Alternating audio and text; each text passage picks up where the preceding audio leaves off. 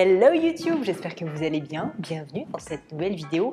Aujourd'hui, je me frotte les mains parce que nous sommes sur un nouvel épisode que j'aime particulièrement. Vous savez, j'adore les formats où je réponds à vos questions et c'est le cas aujourd'hui. C'est une session de FAQ qu'on va faire, vous et moi, au sujet du thème difficile de la reconversion.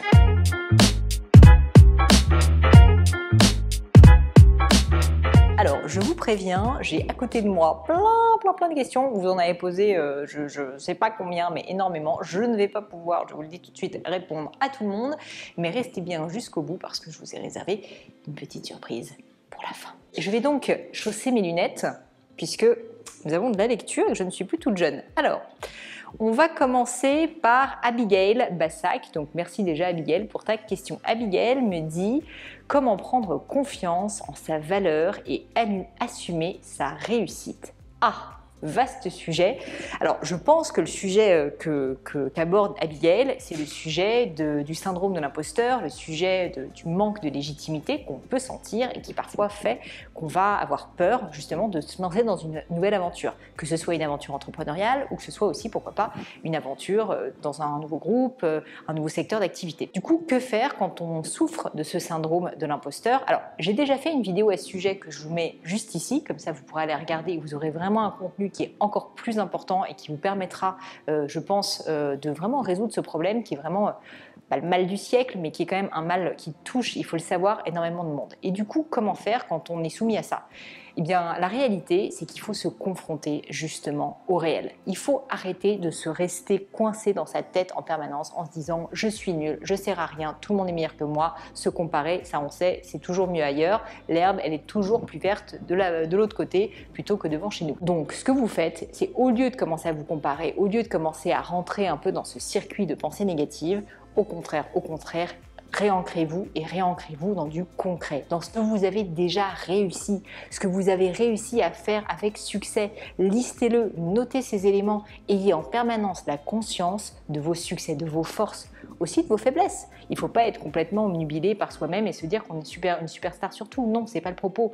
Mais par contre, de savoir avec discernement, avec pragmatisme, que vous êtes bon pour la prise de parole en public ou à l'inverse, que vous êtes nul en mathématiques, eh bien, c'est toujours une bonne chose à savoir parce que ça va vous permettre justement d'arrêter d'être coincé dans votre tête, d'arrêter d'avoir ces croyances qui sont limitantes, mais plutôt en fait d'être très pragmatique à ce sujet. Et peut-être d'ailleurs que ça vous aidera dans le cadre de votre conversion parce que ça vous permettra certainement de faire des choix un petit peu plus avisés que si jamais vous êtes juste persuadé que vous êtes bon partout, alors que malheureusement personne ne l'est. Alors, deuxième question, messieurs, dames, nous allons cette fois répondre à Elsa. Elsa.man-8so. Alors Elsa nous dit comment faire pour vaincre sa peur de se lancer dans la création d'entreprise. Donc toujours ce même sujet, vous avez été très nombreux à nous poser cette question, le sujet de la peur. Du coup cette fois je voulais l'aborder sous un angle différent. C'est normal d'avoir peur. Moi-même, quand j'ai lancé Gemio, j'avais peur. Quand j'ai lancé le gratin, sincèrement, j'avais peur. J'avais peur que ça ne marche pas. Pourtant, j'avais quand même une expérience professionnelle importante. J'avais plein d'invités que je savais qui allaient le faire. Enfin, j'avais des contacts, j'avais du réseau. Et bien, malgré tout, j'avais peur parce qu'en fait, la peur est liée au fait qu'on n'est pas encore passé à l'action. Et justement, la réponse, du coup, ma chère Elsa, c'est passer à l'action. Parce que la peur, c'est une fois de plus, c'est une pensée. La peur, elle est là parce qu'on anticipe quelque chose et qu'on se dit que ça ne va peut-être pas se passer comme prévu, tout simplement. Et donc, pour éviter d'avoir cette peur, eh bien, il faut y aller. Parce qu'en réalité, est-ce qu'il va y avoir mort d'homme? Est-ce que tu ne pourras plus manger? Peut-être. Mais je ne crois pas.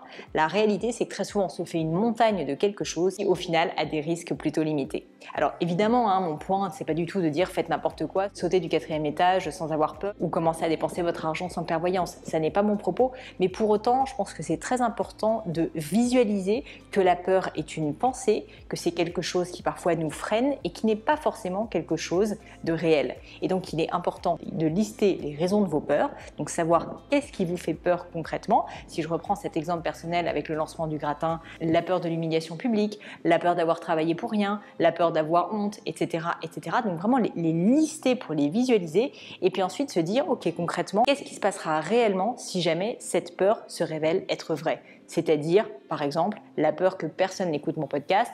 Est-ce que c'est vraiment si dramatique que ça? Alors oui, j'aurais perdu du temps, oui, je me serais un peu tapé la honte, mais bon, j'aurais peut-être appris à faire quelque chose de différent. Donc finalement, c'est pas si grave que ça. Et très souvent, on a peur de se lancer dans quelque chose parce que vraiment, on va surenchérir les risques potentiels, alors qu'au final, ils sont quand même assez limités. N'oubliez pas, n'oubliez pas. Vous aimez bien quand je chante, donc maintenant je vais chanter, puisque je chante très mal en plus, assez fréquemment sur ces vidéos YouTube. Il paraît que je pense que ça vous redonne un peu confiance en vous sur le fait qu'on peut faire n'importe quoi sur YouTube et que ça peut quand même être intéressant. Donc voilà, je me lance, je chante maintenant. Je vais peut-être un jour faire d'ailleurs une vidéo musicale, on ne sait pas. Tout ça pour vous dire que je serais extrêmement contente que vous vous abonniez, que vous cliquiez sur cette petite clochette pour qu'on soit de plus en plus nombreux ici, que je fasse de plus en plus de vidéos, qu'on soit tous contents d'être sur cette chaîne. Je sais que vous trouvez ça nul, je sais que c'est pénible à faire, mais c'est vraiment hyper important, ça m'aide vraiment à valoriser tout ce travail, tout le travail de l'équipe du Gratin. Donc s'il vous plaît, si vous aimez ces contenus, voilà, c'est fini, j'arrête de le dire, mais abonnez-vous. Troisième question, nous avons cette fois Méline Création. Méline, je te remercie pour ta question qui nous dit comment garder le cap lorsqu'il faut reprendre plusieurs années d'études pour se reconvertir. Alors c'est une excellente question, mais pas pour les raisons que tu crois, ma chère Méline. Déjà, j'ai envie de dire veto, stop, on arrête tout. Avant de se lancer dans plusieurs années d'études pour se reconvertir, on s'arrête et on confronte une fois de plus sa passion et son envie à la réalité. Tu vas pas reprendre 10 années d'études en te disant « moi c'est fini, demain je veux devenir une pro du marketing et travailler dans le marketing » sans en fait avoir jamais fait de marketing. Si ça se trouve, tu te rends compte, tu vas faire 10 années d'études et te rendre compte, ou 5 années, j'exagère un peu, pour te rendre compte que finalement ça n'est pas fait pour toi. Donc surtout, non, il faut pas que tu aies peur de faire des années d'études, mais par contre, il faut d'abord que tu t'assures que ces années d'études sont utiles. Et mon conseil, c'est vraiment de confronter votre envie, votre nouvelle envie de reconversion sur du réel. Donc parlez à des personnes qui sont dans ce métier, concentrez-vous vraiment sur des quick wins plutôt que de vous dire « ok, c'est bon, je vais me reconvertir et je vais me lancer dans 4 ans d'études ». Ça, vraiment, c'est très risqué. Encore une autre petite question. Alors cette fois, je suis avec Célie.fc qui me dit « Faut-il oser se lancer alors que l'on sait par avance que la compétition a plus d'expérience que nous ?» Alors là, on est borderline sur la reconversion, on est un petit peu plus sur le sujet de la création d'entreprise, mais vous savez, c'est un sujet qui m'intéresse beaucoup. La concurrence a forcément plus d'expérience que vous, puisqu'en fait, elle est déjà implantée depuis un moment. Vous êtes un nouvel arrivant, donc j'ai envie de vous dire, c'est une fatalité. Et donc, il ne faut pas en avoir peur. Au contraire, il faut en tirer un bénéfice, parce que ils ont une expérience, certes, ils sont certainement meilleurs que vous dans plein de domaines, ils ont une expertise, mais pour autant, ça ne veut pas dire que vous n'allez pas pouvoir faire les choses différemment, bien au contraire. Et je sais de quoi je parle, parce que c'est exactement ce que j'ai fait avec Gemio. Cartier, ils ont 250 ans d'âge, vous pensez qu'ils n'avaient pas plus d'expérience que nous, pauvre petite maison de joaillerie, quand on s'est lancé. En plus, je venais pas du secteur, j'y connaissais rien. Je me rappelle très bien mes premiers appels téléphoniques, je savais à peine ce que c'était un certi, vous savez, ce qui fait que les pierres vont être maintenues par des griffes de métal. Donc autant vous dire que j'étais pas très crédible auprès de mes artisans joailliers. Pas pour autant que je me suis démotivée, surtout j'avais une vision et cette vision était très différente de celle d'un joaillier classique. Et c'est justement ce manque d'expérience qui m'a permis à la fois de faire plein d'erreurs, il est vrai, sur plein de sujets différents, mais aussi de voir les choses différemment, de think out of the box, comme disent nos amis anglo-saxons. Et du coup, je vous invite vraiment à essayer de faire de cette faiblesse une force et vous dire, certes, j'ai moins d'expérience, mais autant faire en sorte d'être vraiment différent. Alors, question d'après messieurs dames. Je rechausse mes lunettes et je pose la question de Terre et Nuages. Terre et Nuages qui nous dit comment acquérir de nouvelles compétences en peu de temps. C'est ça le sujet finalement, c'est le sujet du temps parce qu'on l'a dit, on peut se remettre à faire des études, 10 ans d'études pour devenir un expert de tel sujet. Bon, parfois d'ailleurs sans avoir vraiment mis les mains dedans, parce que les études, ça reste des études malheureusement. Je le sais parce que j'en ai fait 12 ans, donc je peux vous dire que je sais de quoi je parle.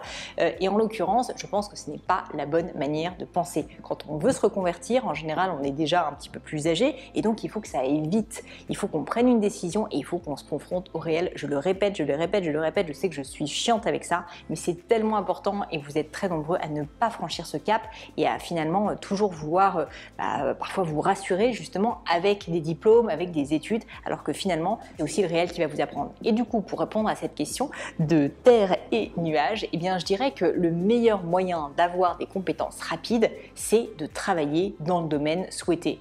Par exemple, proposer ses services en tant que freelance, proposer ses services en tant que stagiaire. Alors vous allez me dire, c'est pas toujours facile de le faire, mais en tant que freelance ou en tant qu'auto-entrepreneur, on peut le faire en étant très transparent sur le fait qu'on est en phase d'apprentissage, mais du coup aussi en confrontant sa réalité, mais en confrontant son projet de reconversion au réel. Je vous donne un exemple dont j'ai déjà parlé à plusieurs reprises, qui est que moi aussi j'ai fait une reconversion. Moi je devais être prof, j'ai passé l'agrégation, j'ai fait 8 années d'études très difficile où je peux vous dire que j'ai bossé comme un chien pour réussir à devenir prof. Et la réalité, c'est que j'avais jamais été confrontée au terrain, je n'avais jamais enseigné. Et le jour où j'ai réellement compris ce que c'était, ça me convenait pas. Et du coup, qu'est-ce que j'ai fait ?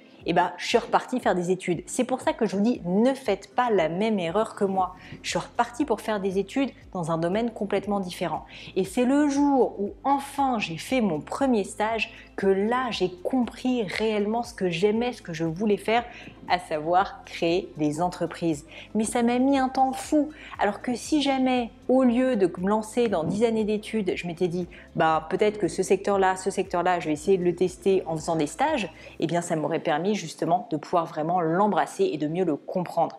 Et à l'époque, je vous le dis tout de suite, j'avais quand même 26 ans pour mon dernier stage. Donc j'étais pas non plus une jeunette. On n'est pas obligé d'avoir 14 ans pour faire un stage et d'être en troisième en train de vendre des fleurs. Non, on peut aussi accepter à un moment donné, dans le cadre d'une reconversion, de donner un service de son temps à une entreprise pour apprendre. Dernière question que je vais traiter aujourd'hui avec vous, c'est comment gérer la transition financière quand on est en reconversion. Alors c'est une question qui est très importante et d'ailleurs j'en profite pour remercier donc le Dante, c'est Sarah pour cette question, merci Sarah. C'est une question importante et je pense que vous êtes nombreux à vous la poser parce que c'est vrai que même si on a une passion, faut quand même vivre, faut pouvoir manger et malheureusement c'est bien sympa de vouloir faire du bénévolat, mais bon, il faut mettre un petit peu de bois dans la cheminée. Du coup, qu'est-ce qu'on fait ? Moi, personnellement, je suis plutôt du style à recommander que vous meniez en fait 2 projets en même temps. C'est-à-dire que vous continuez avec votre job actuel, si vous avez la chance d'en avoir un, alimentaire, donc qui vous permet, une fois de plus, de mettre de la nourriture dans le frigo. Et ensuite, en parallèle de ça, le soir, le week-end, donc il va falloir aménager votre temps, il va falloir faire des compromis, c'est sûr, pour pouvoir avoir ce temps pour travailler sur votre nouveau projet, pour pouvoir vous former, pour pouvoir aussi peut-être donner des coups de main. Je vous parlais de freelancing, vous pouvez tout à fait le faire le week-end et le soir. Donc je vous dis ça pourquoi ? Parce que c'est ce que j'ai fait avec le gratin. Alors vous allez me dire, oui mais toi c'était facile, t'es entrepreneur, Gemio c'est ta boîte, tu fais ce que tu veux. Non, en fait je travaillais quand même énormément pour Gemio et j'étais obligée de continuer à le faire. Mais j'avais cette envie, cette passion, j'avais vraiment envie de me lancer dans l'aventure du podcast et maintenant des formations. Et pendant quasiment 1 an et demi, je l'ai fait soir et week-end. Pendant 1 an et demi, j'ai tenu. Maintenant, là, cette vidéo qu'on est en train de faire ensemble, je le fais, je crois qu'on est un mardi après-midi et du coup, j'arrive à concilier les deux. J'ai réorganisé ma vie de telle sorte que les deux soient vraiment liés. Mais ça a mis beaucoup de temps. Ça a mis, je vous dis, quasiment 2 ans. Donc, n'ayez pas peur de ça. Vraiment, mon conseil, c'est pas de faire n'importe quoi. C'est pas de brûler les ponts derrière vous et de vous mettre dans le rouge. Non, il faut voir la réalité. C'est qu'on a besoin tous d'argent pour vivre, surtout quand on a une famille, une femme, des enfants, un mari, des grands-mères, des grands-pères parfois dont il faut prendre soin. Mais néanmoins, c'est pas pour autant que vous devez abandonner l'espoir de pouvoir vivre votre passion et donc essayer d'aménager votre temps pour pouvoir vivre les deux, tester une fois de plus, on est toujours dans le test et quand vous aurez confronté ce test à la réalité, peut-être qu'ensuite vous pourrez réaménager votre temps de telle sorte que ça sera beaucoup plus équilibré. Donc c'est sûr qu'il faudra serrer la ceinture, c'est sûr que ça ne sera pas facile pendant cette période-là parce que vous serez obligé de consacrer beaucoup de votre temps éveillé, de votre énergie à ces 2 projets, mais je vous assure, on est plus heureux quand on a des projets qui nous animent.